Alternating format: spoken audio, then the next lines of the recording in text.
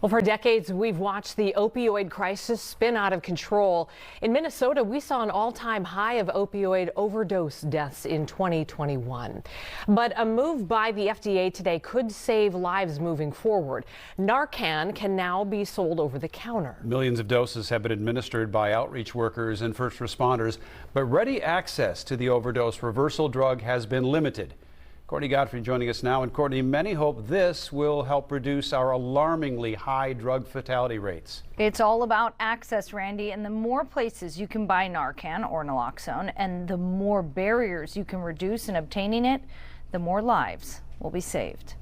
Safe use kits are being packaged up, ready for another day of street outreach, with those working at Southside Harm Reduction Services on the front lines of the opioid epidemic. Year after year, we see an increase in overdose deaths, largely due to the increase in fentanyl. And so there just needs to be many different strategies to address that. And it's a good step.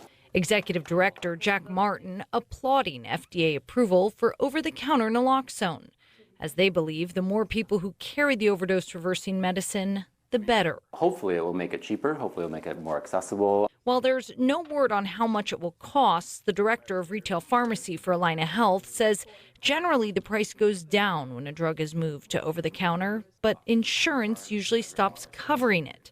They typically have policies where they don't pay for over-the-counter items. I think this should be an exception. And I think the insurance company should pay for it. And while groups like Southside Harm Reduction will continue to hand out naloxone for free, they hope this change will mean you'll see it on store shelves everywhere, not just at pharmacies, giving more people a chance at survival. We can't be everywhere, and same thing with other syringe exchange programs and harm reduction groups. And so just having any pharmacy, just having it, or like any place having it just over the counter is really amazing. The manufacturer says over-the-counter naloxone will be available by this summer, and it's only the nasal spray version. The injectable will still be available without a prescription at pharmacies and used by outreach workers and first responders. Randy? All right, Courtney, thank you.